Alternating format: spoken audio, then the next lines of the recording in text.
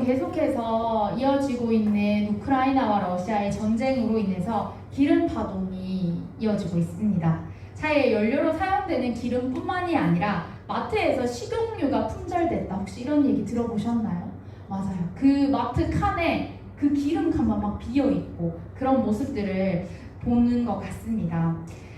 인터넷 사이트에도 연일 계속 그 땡땡땡 식용유가 품절이 되었대요. 계속 들어오지 않는 그런 상황이고, 음식을 조리할 때도 기름을 많이 사용하기 때문에 요식업에 종사하시는 분들께서 많이 어려움을 겪는다는 그런 뉴스가 연일 보도되고 있습니다. 식용유의 가격 평균치를 살펴봤는데요. 3,000원대에서 5,000원대로 뛰었대요. 여러분, 진짜 많이 올랐죠? 네, 그렇게 오를 정도라고 하는데, 특히 치킨집은요 기름 엄청 많이 사용하잖아요. 그래서 그 치킨집은 심지어 그 기름을 좀 깨끗하게 하는 기계를 살 정도로 그렇게 고심을 하고 있다고 합니다. 왜 이렇게 기름값이 올랐나? 물론 전쟁이 그 근원이 되는데, 좀 더 자세하게 알아보니까 우크라이나가 해바라기 씨유라고 하는 그것을 수출하는 세계 최대 국가래요. 그래서 그 우크라이나 그 나라에서 수출하는 양이 엄청나다고 합니다. 그런데 그뿐만이 아니라 러시아도 해바라기 씨유를 수출하고 있는데, 그 두 나라가 한 75% 정도를 차지한대요. 그러니까 우리가 이 전쟁을 통해서 당연히 이런 현상을 경험할 수밖에 없는 것이죠. 오늘 말씀에도 기름에 관한 내용이 나오는데요. 오늘 이 말씀에 나오는 기름은 도대체 어떤 영향을 끼쳤을까요? 오늘 이 말씀을 더 잘 이해하기 위해서는 먼저 말씀의 배경을 좀 알아보면 좋겠습니다. 여러분, 이스라엘 백성들에게 원래 왕이 있었을까요? 네, 왕이 없었습니다. 왕이 없었는데 그 상황 가운데서 이스라엘 백성들은 왕을 원했습니다. 아주 간절히 원하는 모습을 보여주는데요. 그들은 착각했어요. 아, 왕이 세워지면 이 나라가 안정되겠구나. 잘 살아갈 수 있겠구나. 그들은 하나님을 섬기는 민족이라고 했지만 하나님을 바라보는 것이 아니라 세상에 있는 많은 나라들을 바라봤습니다.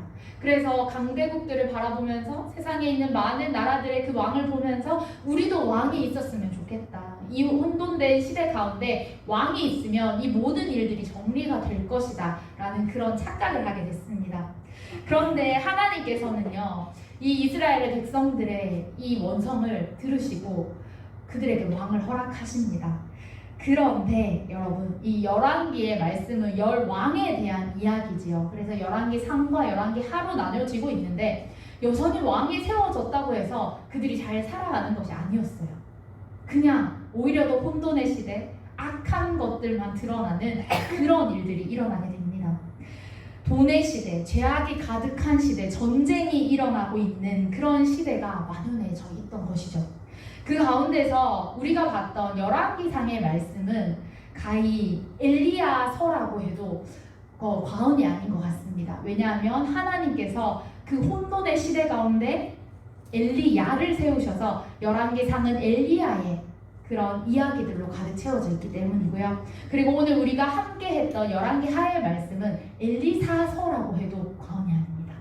엘리사 선지자가 하나님의 선지자로 부름을 받고 이 악한 시대 가운데 이 왕들이 있음에도 불구하고 하나님의 뜻을 잘 받들지 못하는 이들 가운데 엘리사가 했던 일들이 기록되어져 있기 때문이죠.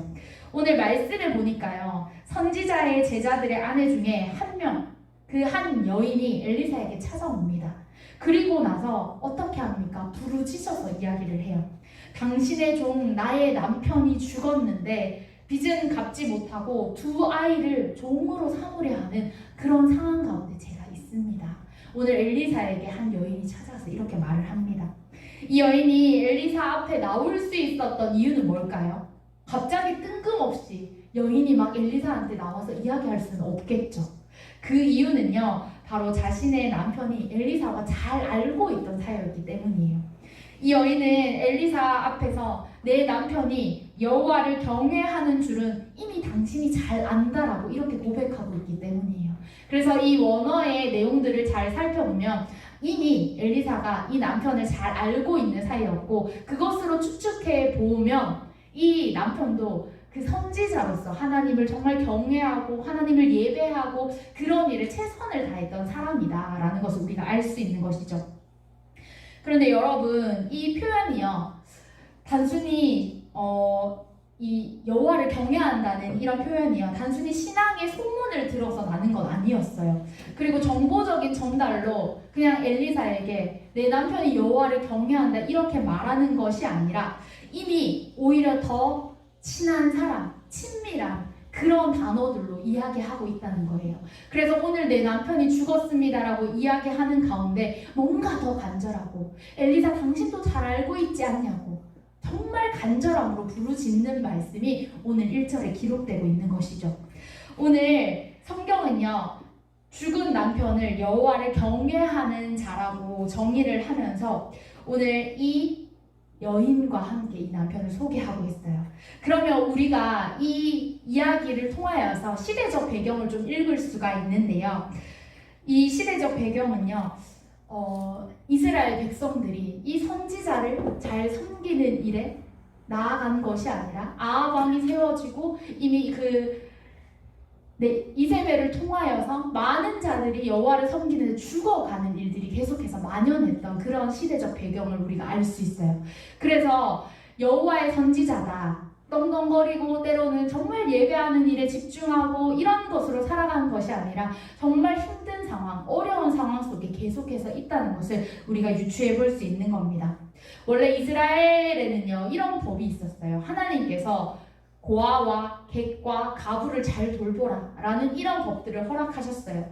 그런데 오늘 이 말씀을 보니까 내 남편이 죽었다고 부르짖는 가운데 두 아이도 종으로 팔려가게 생겼대요. 빚 때문에 어쩔 수 없어서. 이런 상황을 보면 이스라엘 백성들이 어떤 모습인 것 같습니까? 하나님이 말씀하여 주신 법인데도 불구하고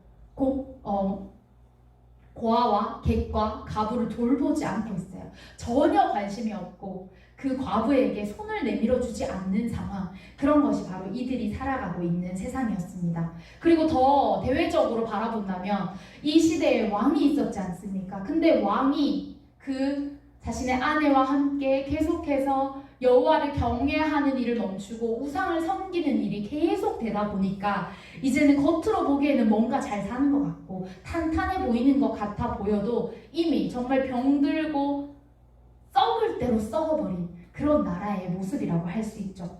오늘 그 가운데 그 여인이 부르짖었다고 하는 그 단어를 우리가 조금 더 살펴보기를 원하는데요.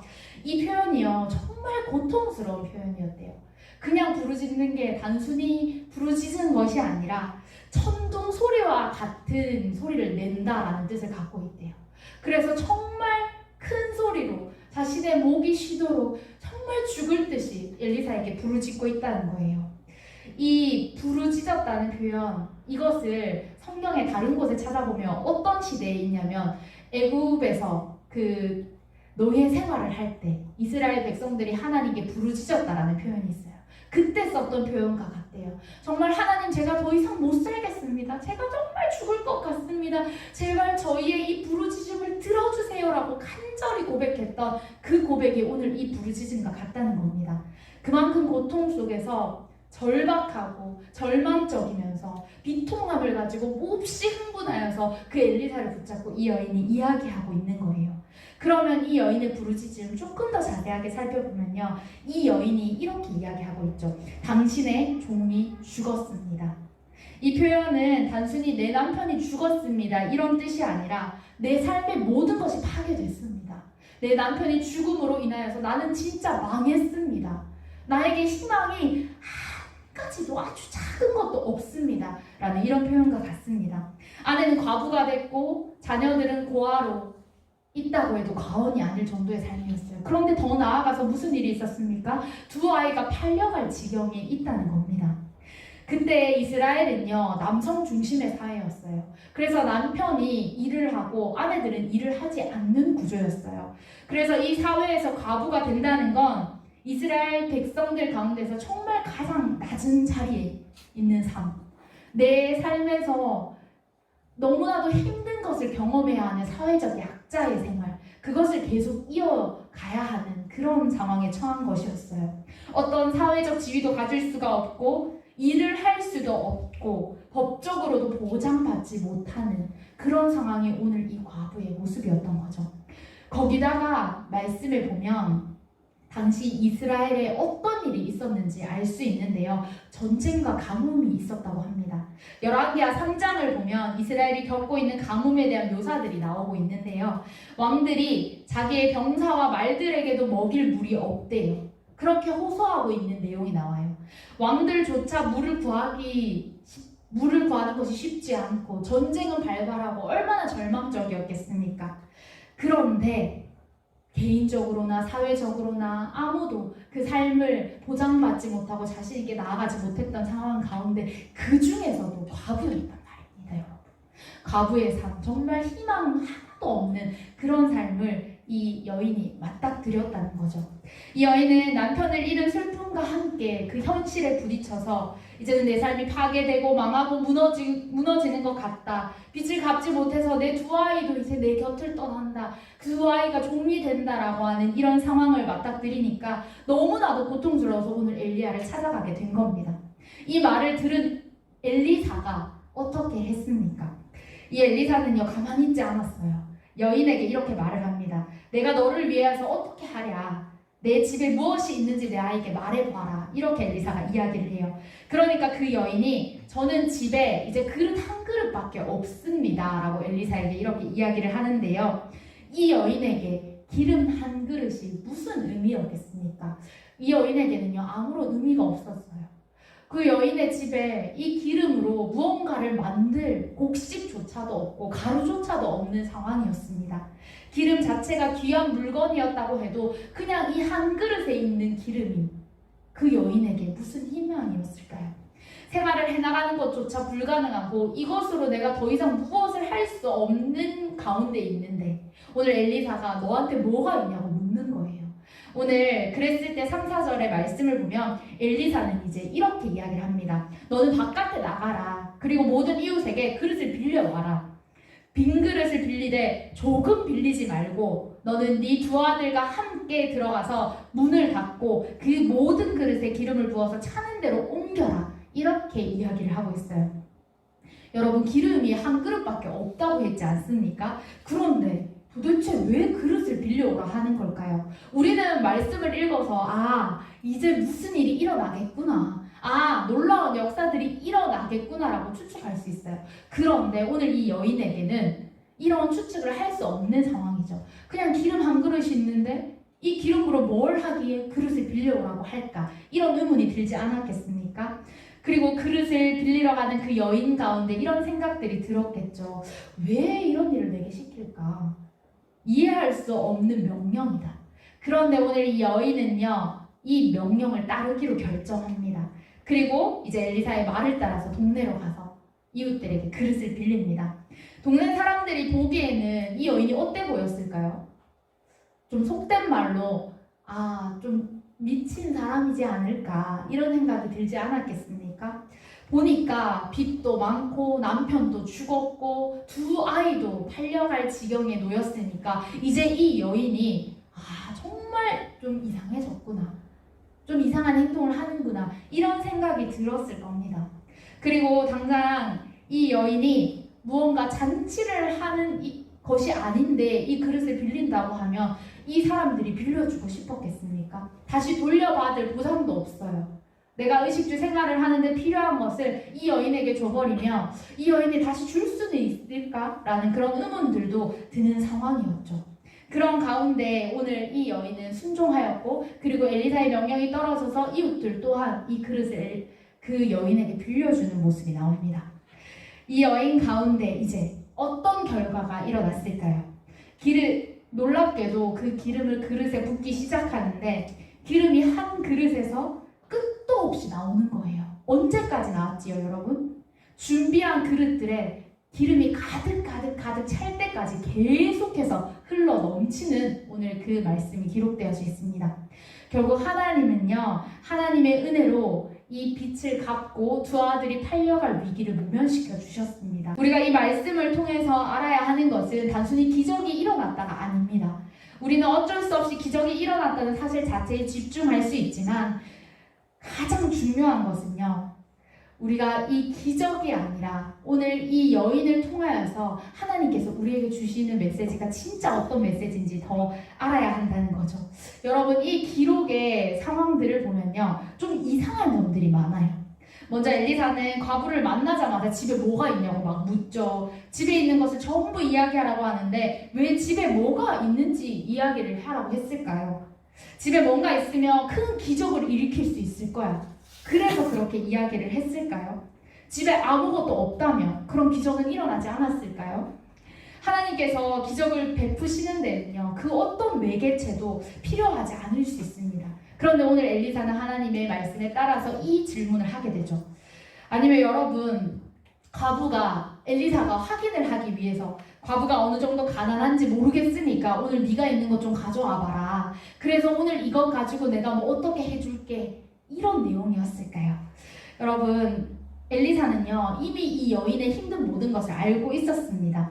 그 힘든 상황 가운데 있다는 것을 알고 있었고 하나님께서 기적을 베풀어 주시는 것 또한 모두 알고 있었습니다.